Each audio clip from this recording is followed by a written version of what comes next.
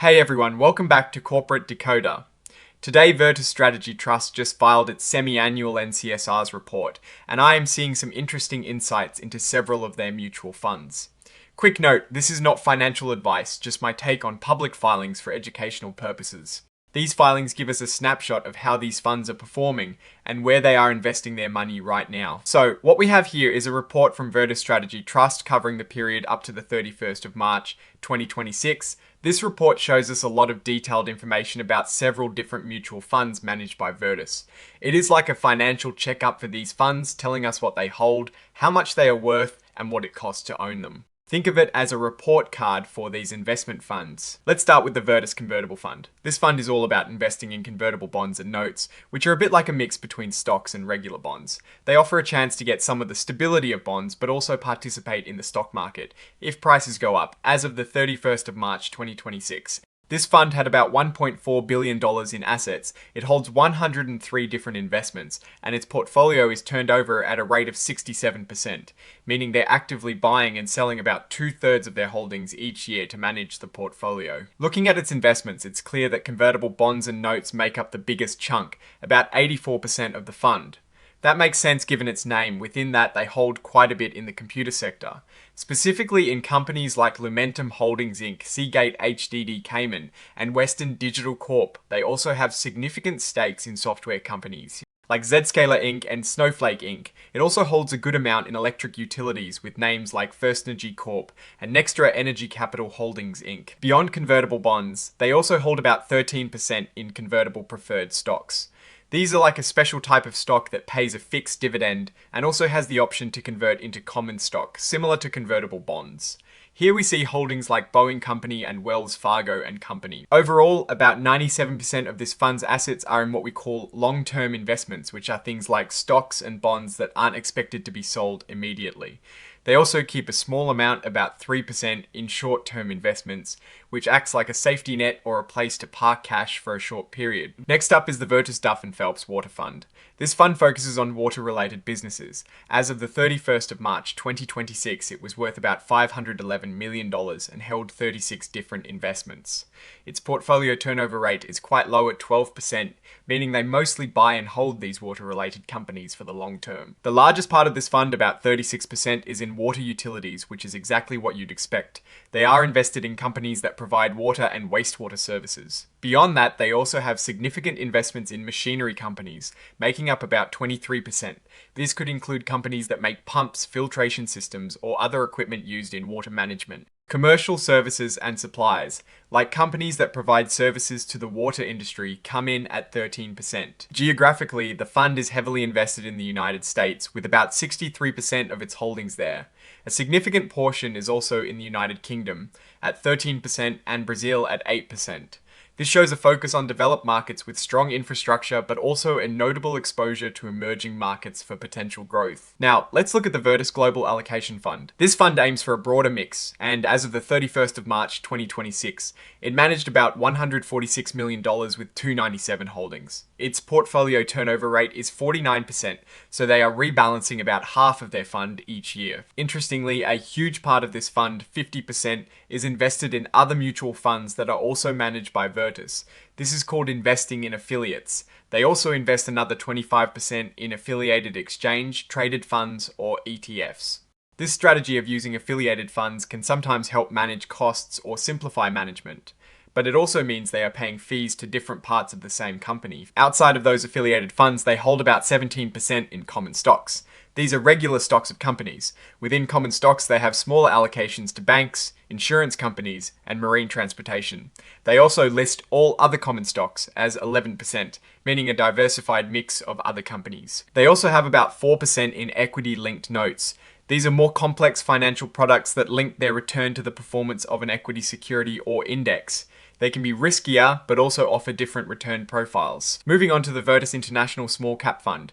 This fund, worth about $59 million with 132 holdings, focuses on smaller companies outside of the United States. Its portfolio turnover rate is 27%. The largest sector allocation here is metals and mining at 10%, followed by oil, gas, and consumable fuels at 9%. This suggests a focus on companies that extract or process natural resources. They also have holdings in banks and semiconductors. A significant portion, 40%, is listed under Other includes short-term investment. This is quite a large chunk and usually means cash or very short-term, safe investments. It could be building up cash to take advantage of future investment opportunities, or maybe to manage liquidity. Let's check out the Virtus New Fleet Short Duration High Income Fund. This fund is all about investing in corporate bonds and notes with a focus on those that offer high income. And importantly, they are short duration. As of the 31st of March 2026, it is a substantial fund at $684 million with 210 holdings. Its turnover rate is 22%. As expected, corporate bonds and notes make up the dominant 90% of this fund.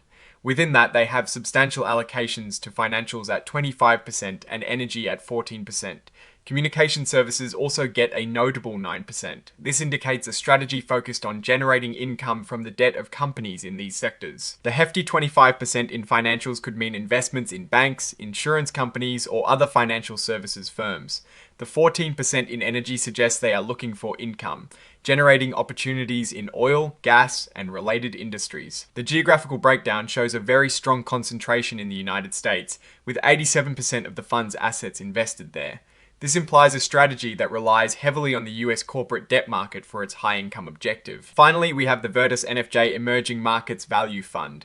This fund is looking for undervalued companies in emerging markets. It is a smaller fund, around $14 million, with 99 holdings and a turnover rate of 46%. The biggest sector concentration here is information technology at 35%. This means they are finding value opportunities in tech companies in emerging markets. Consumer discretionary is second with 17% and materials follow with 13%. Looking at the country breakdown, China is the largest single country, holding at 30.9%. This is a common focus for emerging markets value funds, given China's significant role in the global economy. Taiwan is also a substantial holding at 17.5%. Similar to other funds, about 98% of this fund is in long-term investments, with a very small portion in short-term investments. Now, let's talk about what these filings mean. For these various Virtus Strategy Trust funds, we are seeing a clear picture of their investment strategies and the costs associated with them. The convertible fund is heavily into debt instruments, while the water fund is focused on a specific resilient sector. The global allocation fund shows a strategy leaning on affiliated funds, which could be a cost-saving measure or a way to leverage internal expertise. International small. CAP is diversifying geographically with a focus on resource-based companies and a significant cash or short-term investment position for flexibility. The short duration high income fund is clearly chasing yield from corporate debt, primarily in the US, with a solid mix of financials and energy. Finally, the Emerging Markets Value Fund is betting on information technology and consumer staples in China and Taiwan, seeking undervalued assets. The expense ratios shown in the financial highlights are also super important. For example, the convertible fund's institutional class has a net expense ratio of 0.71%. Which is quite reasonable for an actively managed fund. The new Virtus NFJ Emerging Markets Value Funds class of shares have a net expense ratio of 1.14%, which is on the higher side but understandable for an emerging market strategy. These charts show how much of your investment goes back to management, and seeing these numbers helps you understand the true cost of owning these funds. The filings also reveal the underlying risks, for instance, the strong concentration in emerging markets for the NFJ Emerging Markets Value Fund exposes it to political and economic instability. The report specifically mentions sanctions related to the Russia Ukraine war impacting some investments, showing how geopolitical events can directly affect fund performance. It also highlights the risks of investing in convertible securities and equity-linked notes, which can be more complex and volatile.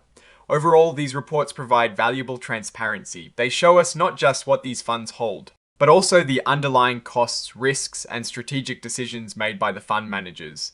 It's crucial for investors to look at these details to understand where their money is going and how it is being managed. The risk I am watching is the significant allocation to affiliated funds in the Global Allocation Fund. While it can offer efficiencies, it is important to ensure those internal investments are truly competitive and not just a way to keep assets in-house. The NFJ Emerging Markets Fund's large bet on China also warrants close monitoring given current global economic and political trends. Oh, and the research tools I actually use are linked in the description. They help keep this channel going. That is my take. Stay decoded. Like, comment, subscribe, and join the Discord in the description.